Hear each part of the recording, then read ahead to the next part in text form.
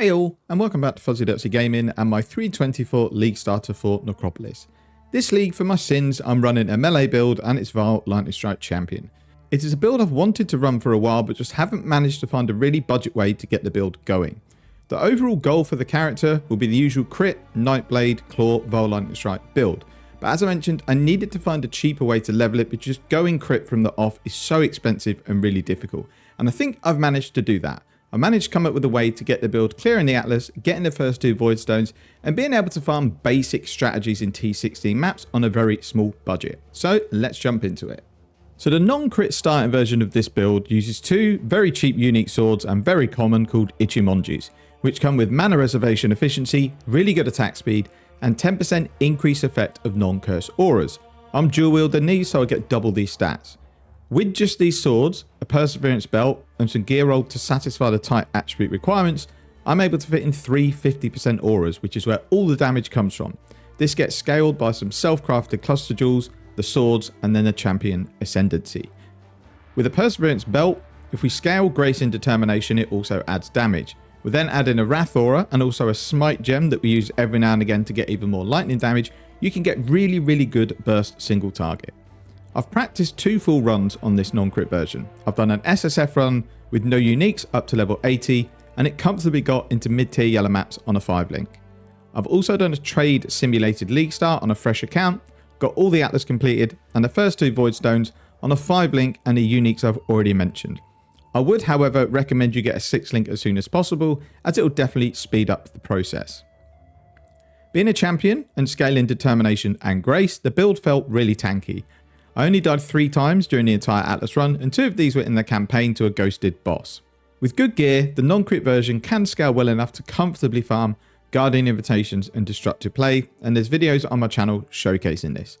The main issue with any melee build that needs to stand still to do damage are mobile bosses, and unfortunately, the Void Stones 3 and 4 are locked behind 2 very mobile bosses. I didn't find Maven too much of an issue, but Uber Elder is very mobile, and even though I had 5 practice runs, I still went down to my last 2 portals in every encounter, and that was with kind of the top end gear that I'd want to have after the first few days.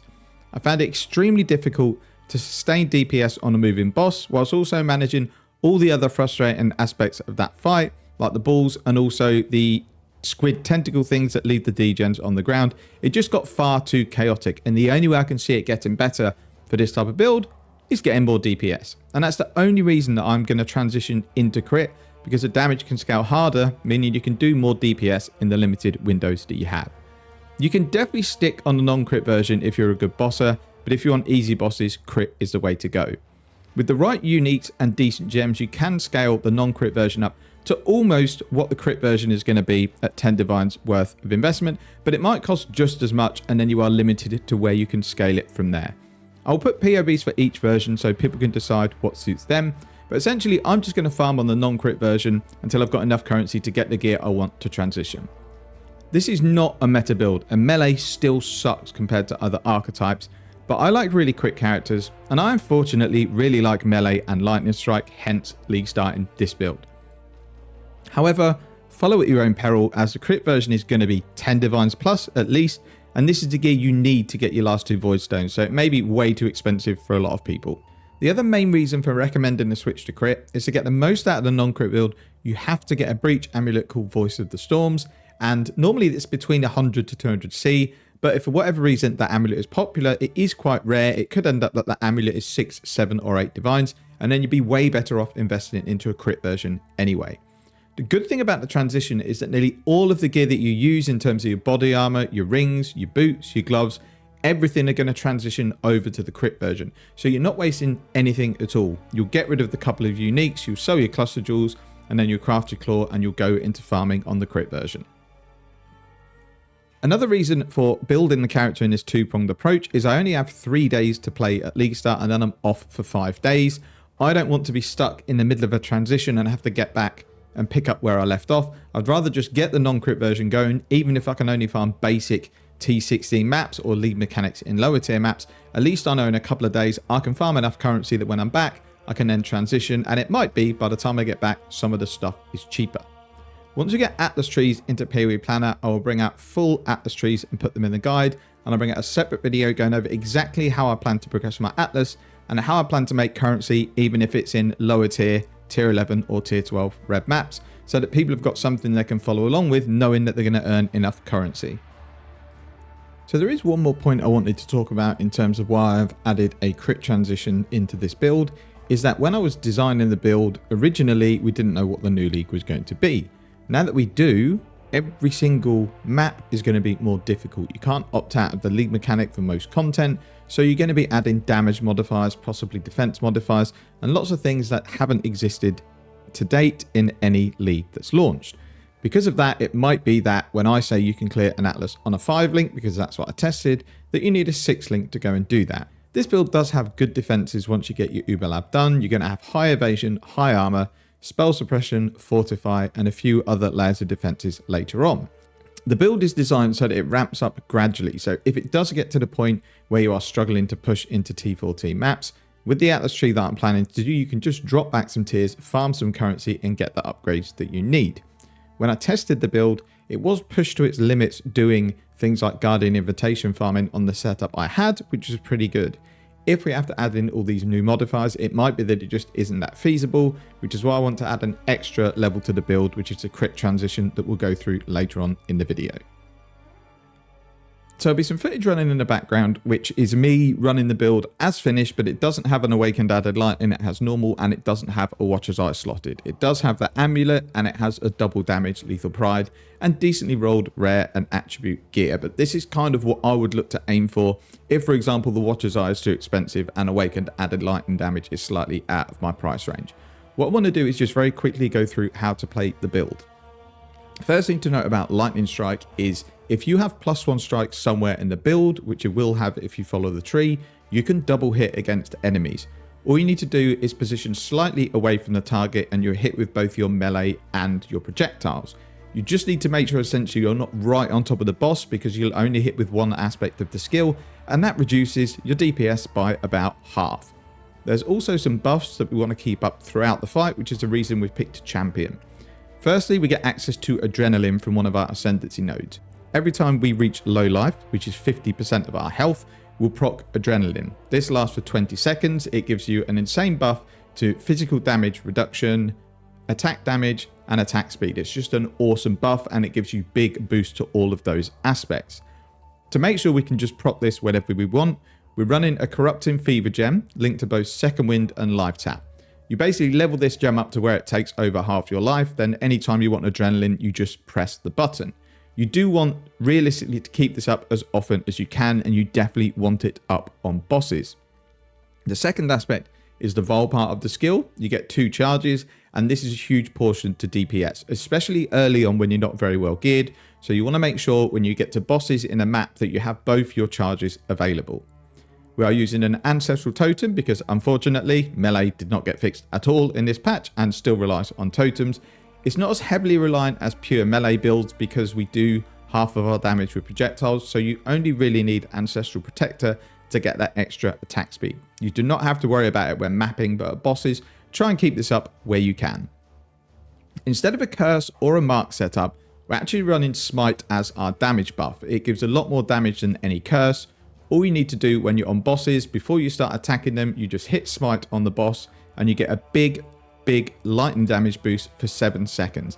Again, this is not something you need to do when mapping, but if you come across an essence monster or a really horrible full modded rare, you may want to use Smite to get a little bit of a damage buff.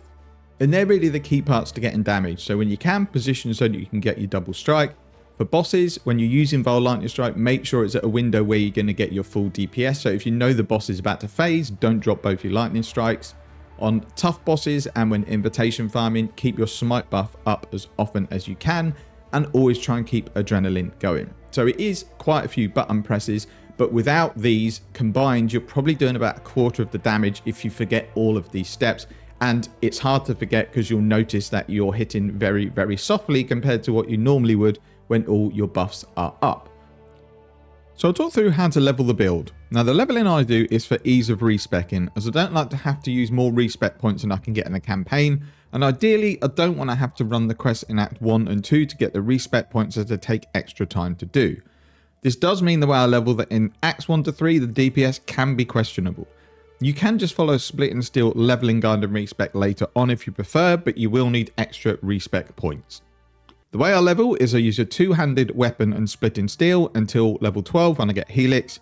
Then I switch into dual wield when I pick up the dual wield nodes and have a sword and an axe that have some sort of flat damage on them. To get damage in the campaign, I use Precise Technique, which as long as you make sure your accuracy is higher than your life, you get a big more damage multiplier.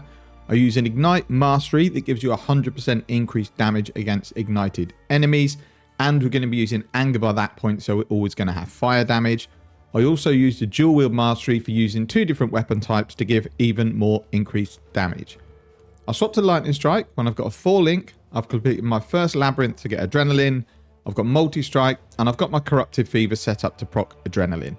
This will be around level 38 to 42 depending on your RNG. Leveling from here is straightforward, that's the tricky bit out the way. We add Wrath on top of our Anger Aura later on, once we've got the reservation nodes that enables us to basically run 250% auras. If you struggle for mana, we're going to take the Life Mastery where skills cost some life as well as mana, and that helps deal with that. If need be, you could always use Inspiration in one of your links if that helps. I do some Heist at level 58 to improve my gear, get some early currency, and if available, buy the Ichimonji unique swords. If I've not sped to this point of the campaign, I should also be able to pick up a 5-link fairly cheap. The last thing I do at this stage is I use any Varlobs that I get on Lightning Strike gems. You can buy them from Nessa in Act 1 and they'll already be leveled up to around your level. I don't carry on the campaign until I have Varl Lightning Strikes. It's a big single target damage boost for Acts 9 and 10 that are a little bit more difficult. Attributes are going to be an issue, so I do use the 30 strength and int nodes when I need to if my attributes don't allow me to level up my gems, and we pick up very little attributes from the tree alone. Because of this, utilize things like heavy belts and a gate amulets, as that helps a lot, and they're both included in the leveling filter. One-handed swords and axes are also highlighted, but I would only use bases that have got at least 1.4 attack speeds per second. Once you've got your 2 unique swords and a 5-link, pushing it into higher tier yellow maps is really easy. Then at level 78, you can add your Perseverance belt, and at this point, I'd farm currency, probably in yellow maps with essences, or with the No Atlas tree, you can farm whatever mechanic you like, as it looks much easier to get an almost guaranteed spawn of that mechanic. I'm then going to try and get the gear I need to clear the Atlas and buy a 6-link when needed. When you do switch to Perseverance, the next step you're going to want to do is get some cluster jewels in play so that you can get the mana reservation to run Wrath, Determination, Grace, and a very low level Precision. At this point, we want to be running both Grace and Determination because the damage gets scaled through Perseverance. You will have a very small mana pool, but Lightning Strike isn't particularly mana hungry, and with Multi-Strike, we don't use mana that often, so you should be absolutely fine on even a mana pool as small as 40.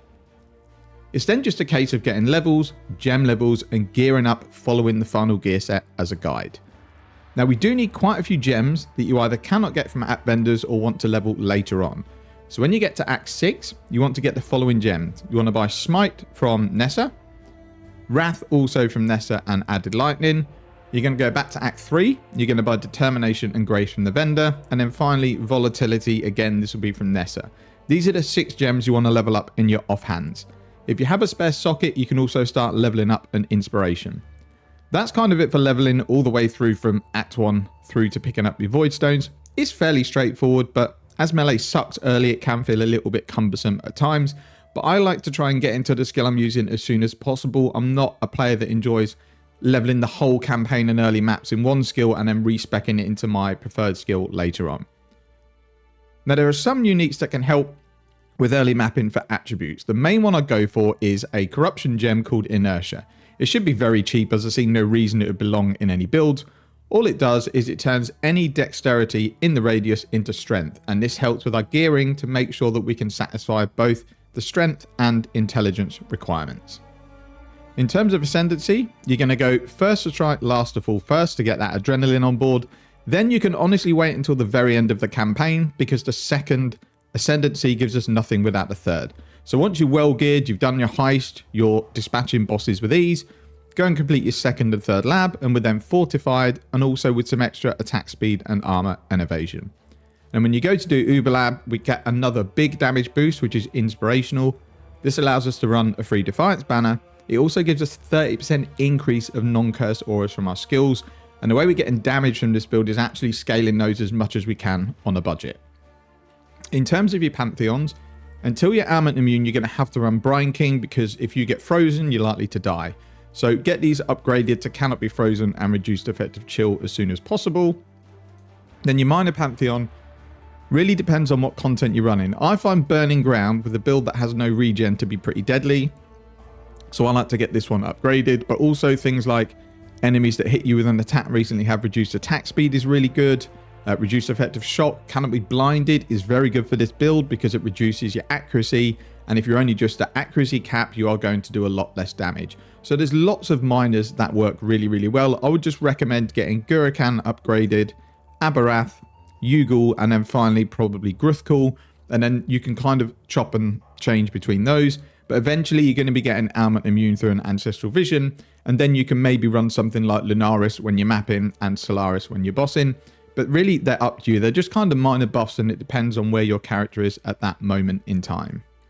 I'll just run through the weapons you want to look for when you're leveling up, because these are going to be the most important points and the only parts that really matter, other than making sure that you're as close to resistance cap as possible. So when you're in the first section where you're two-handed, just any two-hander that is better than the bog standard one that you get. So whether that's just a higher item level base with more flat physical damage, or you find an item with some elemental damage or some % increased physical, anything above the base weapon that you start with is what you're looking for here, but nothing in particular. When you're ready to go to one-handed weapons, you need these to have some sort of flat elemental damage on them. Doesn't have to be a high tier, just tier 9 or 8 is absolutely fine. You want one sword with flat damage and one axe with flat damage. You're going to be running Anger. So what you ideally want to do is have flat lightning damage on your gear or your weapons. The way you're going to manage this is in the first 3 acts, any rare item that you see on the ground, pick up and sell it to vendors unidentified. They give you scraps of transmutations. The reason these are important is it costs 4 orbs of transmutation to craft flat elemental damage on jewelry or weapons. You are going to want at least 2 of these crafts to be able to A, proc Trinity, and B, make sure you've got enough damage through the campaign. These are all picked up in Act 3. The first of these, the flat firecraft, is actually slightly off the beaten track. When you first meet Diala, there's a room either to the left or the right called the Eternal Laboratory. You go in there and the firecraft is there. Lightning one is easy. When you kill Piety, you will have access to the lightning craft, which will be in the same room. Once you've done this, craft flat damage onto the item you think you're going to keep the longest. I try and craft onto 2 items. So if I have 2 jewelry items that have got some resistances on them and open prefixes, I'm going to craft the flat damage onto those 2 items. If I have decent enough weapons, I'm going to craft them onto there as well. The more orbs of transmutation you have by Act 3 or 4, the more flat damage you can add to your items, and it makes a huge difference in the next few acts. When you switch to Vile Lightning Strike, we're going to be running Anger, which gives flat fire damage, and Vile Lightning Strike itself gives lightning damage. This should be enough to proc Trinity. If you are struggling to proc Trinity once you've switched, it may mean that you need to add some sort of flat damage to one of your items to be able to get that to proc more comfortably, but in the few runs I've done, I've never had an issue getting Trinity to proc. Even when you switch to Ichimonjis, Trinity should still proc because you'll have lightning damage from your Lightning Strike, and you'll have fire damage from Anger.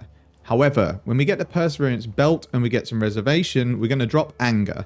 We're going to run Grace, Determination, and Wrath, which means you're not going to have any damage other than lightning damage in your build. So at this point, we're going to drop Trinity and we're going to swap in added lightning damage instead.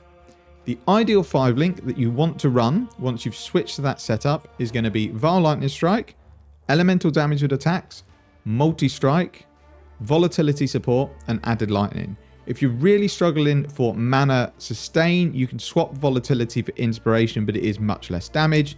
Then when you go to a 6th link, you're just adding in that Inspiration as your 6th link.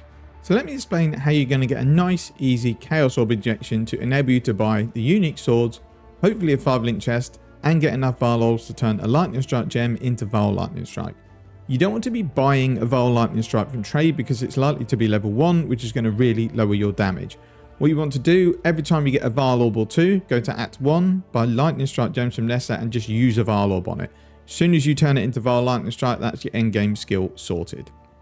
So what we're going to do is we're actually going to do some Heist, and it is really, really good early on. Now, I know it's not everyone's cup of tea, but you could spend 20 to 30 minutes in here and walk out with 30 chaos, which at League Start is huge. Demolition contracts is what you want to be aiming for. The way Heists work early on is contracts at level 55 or above are guaranteed to have 2 rooms with chests in. Before that, they're only 1, but they're well worth buying before that if they're demolition contracts. These chests essentially contain random currencies, but almost always contain valuable stuff like Chaos Orbs, Vile Orbs, Fusions, Alchemies, and Orbs of Bindings. It's not uncommon to find some decent Fractured or Corrupted items or even 5 links in these. You can spend as long as you want in a Heist, but personally, I'm only going to do it for around 30 minutes. When you hit level 49, start going to the Rogue Harbour every time you level up and buying all of the scoured demolition contracts that you can from Wakano.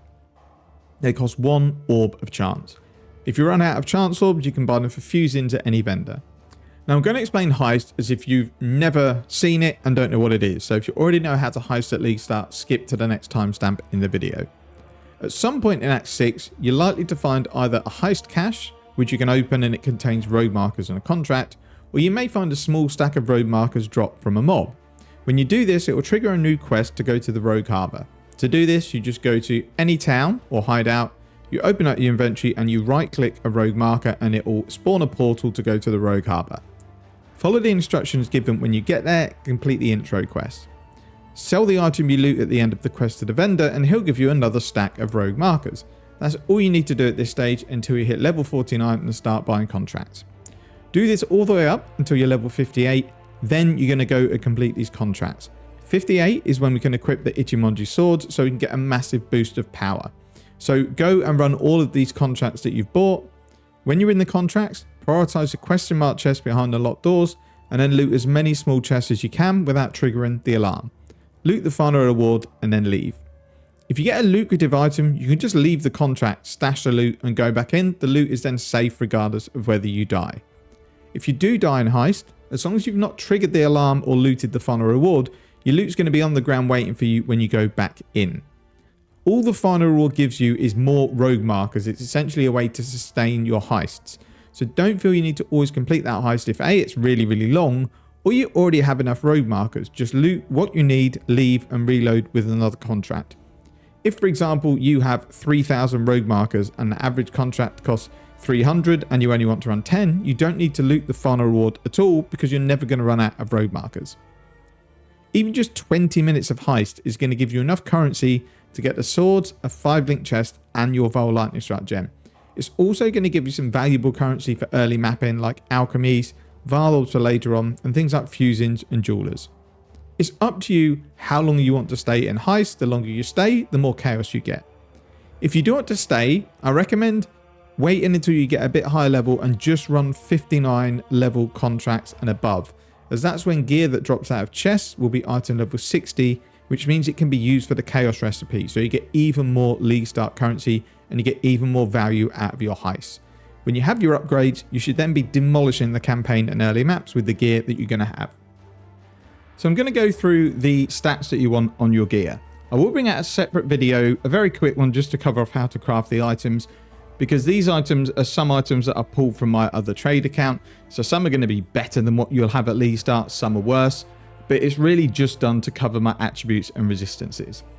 There's not really any specific mods you need other than on boot, so I'll go through what I would look for on your gear. So every 2 Ichimonjis, just bog standard non-corrupted swords. You don't really need to quality them because it just adds fizz damage. If it's not mega expensive, Voices of the Storm is by far the best in slot amulet. But if it's too expensive, then just get an Agate amulet, get some flat lightning, attributes, anything you can pack into that amulet. You can maybe use it for resistances if you need them. The helmet is just life and resistances, but I would try and get some intelligence in there as well, because this is a stat on the build that we have to hit 155 and we don't get any from the tree. The implicits, you definitely want reduced mana costs. Then it's up to you whether you go for something like increased attack damage or you can have physical taken as elemental. Both rings are just going to satisfy attributes, resistances, life if you can get it, and then you're going to need non-challenge skills on one of your rings. The body armor, Fizz taken as fire and lightning is a really good crafted prefix. I would always try and get that. You either want to go for big life and resistances, or big armor and evasion and resistances. Then you use the 15% life mastery to get the life from the body armor. Your implicits want to be determination effect and then increase effect of non-curse auras. The gloves, I would recommend attack speed on the gloves. Other than that, it's just life and resistances. Ignore this fizz damage converted to lightning. It adds about 2% DPS. For your implicits for this version of the build, you do want inflict lightning exposure on hit, and you want non-vile strike skills target one additional enemy. Then lastly for the boots, this is really the only item we need to get specific mods on because we want to get ailment immune. We're going to be using an Ancestral Vision jewel to pick up between 40 to 50% ailment immunity. We get 20 from the tree, so we need to find between 30 to 40 on gear. And the way we do that is we roll lesser Eldritch Icors to get avoid Ellie ailments as an implicit. You'll buy a fractured pair of boots with either life or movement speed, and then you would craft with Essences of Loathing until you've got a decent pair of boots with life, movement speed, and chance to avoid Ellie ailments. As I say, there'll be a video going through the crafting. And then your Perseverance is a bog standard, non-corrupted Perseverance belt. As you can see, most of the gear is really just about packing in strength, intelligence, and resistances with the odd bit of quality of life to help with mana costs. Your flasks are going to be a quartz flask, granite flask, jade flask, and a quicksilver flask. The suffixes you want on these are armor, evasion, attack speed, and then the fourth one, you can have whatever you like. I like to go for less effect of curses.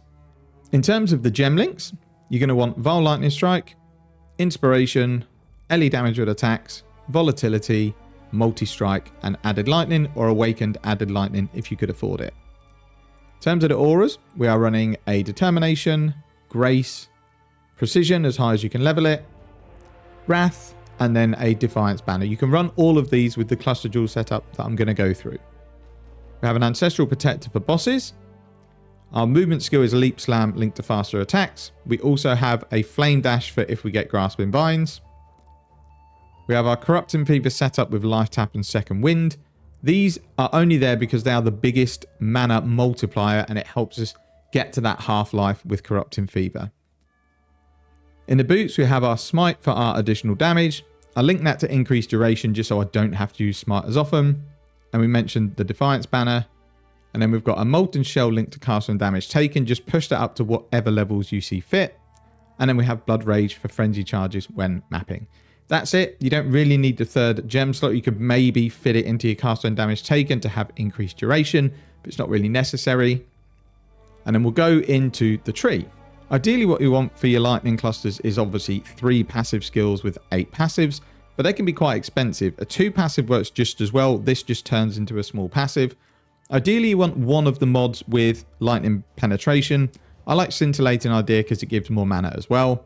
And then you just path in here. You pick up a small reservation cluster jewel.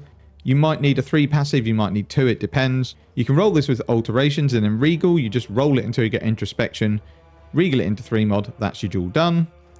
We have the Ancestral Vision slotted in here. And then we have a very similar cluster jewel set up here. In these again, Scintillating Idea. This again can just be nothing, it can just be the small passive. And then again, we have another 3 passive introspection here. This gives basically more aura effect. It's about a 5% more damage for the last node, and then the mana reservation helps us get to the mana that we need to run our skills. You don't need to worry about the fact that this is 7% increased mana. 6 is absolutely fine. You're still going to have enough mana. We use 2 mana for our lightning strike, and literally, as you can see, our mana never really goes down. The only thing you need to check is your casting damage taken. So this costs 20 mana. So I just need to make sure I've got around 25 mana. If this was an issue, I could just lower the Molten Shell to a lower level. I've got a Lethal Pride in here with 1 double damage. And then this is where I would slot a Watcher's Eye, but I left it out for the showcases because they're quite expensive, and this isn't something that you're going to transfer into the crit build because you'd want a Wrath Watcher's Eye, and we're not going to run Wrath in the other setup. But if a Wrath penetration Watcher's Eye is not crazy expensive, they add about 10 to 12% more damage. So it's certainly something worth slotting in. But you don't need to push the non-crit version this far. This is just what I had to do destructive play and take on Uber Elder and Maven, albeit they were a little bit difficult. But if you're planning to wait until you transition to crit to do those encounters, you don't need half of this stuff. Just play it by ear, keep adding bits to the build and see what feels comfortable at a point where you say, right, my build's fine like this. I'm just going to farm for a few hours, get the currency I need, and then I'm going to the crit version. So we'll run through the POB you want for your crit transition. As you'll see when we go through it, most of the gear overlaps. Now this is from a POB from a character a couple of leagues ago, so the gear is going to be different, but in terms of what you're looking for, it is the same. So the weapons is where things change, and which is why I was saying I was trying to avoid this, because this is where it gets expensive. You essentially need an Imperial Claw with big lightning damage, big cold damage, then you need attack speed, crit chance, and elemental penetration. This will be included in the crafting video. It's essentially some essence spam and multi-modding, but it can cost up to 10 divines if you get unlucky. We also don't know how expensive essences are going to be because the essence nodes have changed slightly. The good thing about this version is it runs a shield, and you can pack elemental ailments and suppression into a shield, and it's not particularly expensive. From memory, this fractured shield cost me 5 cows for the base, and then you can craft it really cheaply in Harvest, which again there'll be a separate video for. The good thing about this is that we then actually don't need Ancestral Vision and boots to cap our ailment avoidance. We can use one or the other. Where I've got it fractured at 35, 30 plus should be fine because you'll get 20 from the tree. The helmet changes to a Blizzard Crown, but doesn't really need to be anything special. It's just the base, and then you roll it with some life essences so you get some resistances, or if you need a specific resistance like Chaos, you can roll it with Chaos resistance essences and then craft either life or fizz damage taken as fire. Don't roll implicits on this helmet because we'll get rid of the cold damage, and that's quite big damage. Ignore the fact that it says intelligence is an implicit. This isn't, that's part of the item. I don't know why POB is doing that. So this would be a 6 mod item, and intelligence would be your 6th mod. For the body armor, again, this is big resistances, big armor and evasion, the same implicit, so essentially the same body armor. You might need to recolor the sockets because we now go 2 blue, 2 green, 2 red. Apart from that, it will be the body armor you used in the non-crit build. The gloves, again, will be exactly the same. You may want to recraft them because you might need to get accuracy on your gloves because it might free up some points on the tree. If you feel like it, push your Vile Strike up to 2 additional targets, but that is optional. The boots, as I say, are going to be the same. They're going to be your ailment avoidance boots. However, you could drop these boots and just run your Ancestral Vision, or you sell your Ancestral Vision and you run the boots that you've already got.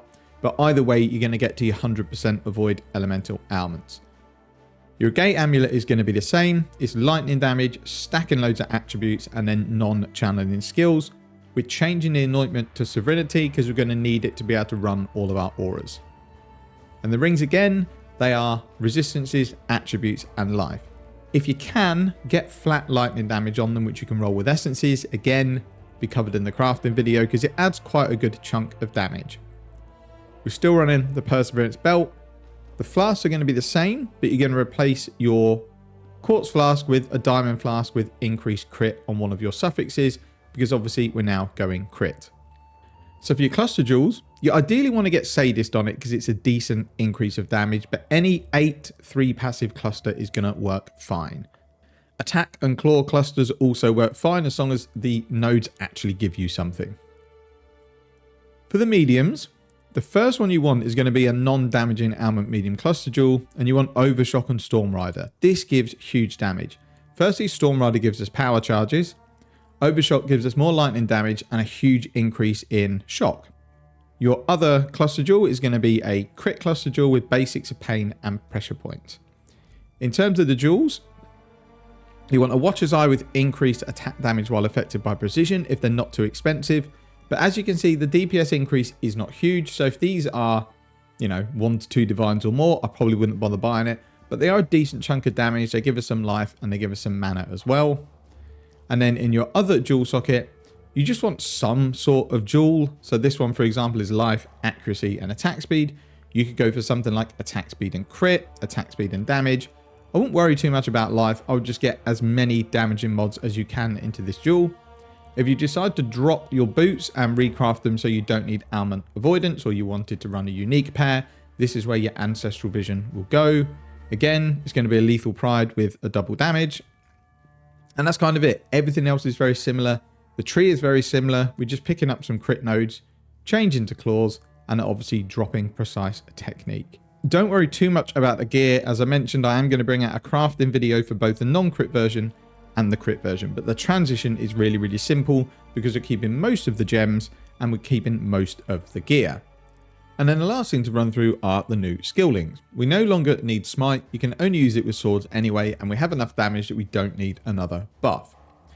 In terms of the 6 link, damage wise, your ideal 6 link is going to be Vile Lightning Strike, Awakened Added Lightning, Trinity, Nightblade, Multi-Strike, and Volatility. With all of the non-channeling skills that we have on the gear, we should be able to run this setup without inspiration because, as you can see here, the mana cost is 6. If you do need to run inspiration, it's probably going to mean dropping volatility, and it is a big, big damage loss. In terms of the auras, we're just dropping Wrath, and then we're keeping our precision, determination, and grace, but you're going to be able to level precision up to 20. We're adding in an Assassin's Mark, Mark on Hit, and Life Tap setup here so that we can put Assassin's Mark on bosses. Corrupting Fever setup stays the same, along with your Blood Rage for frenzy charges when mapping.